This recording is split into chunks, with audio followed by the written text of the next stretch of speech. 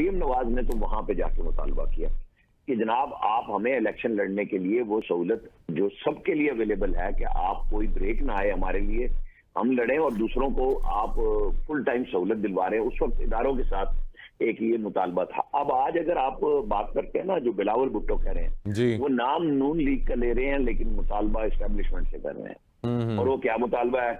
ये वही मुतालबा है जो MQM उनके साथ कर रही है कि हमें लेवल प्लेइंग फील्ड सिंध में दें।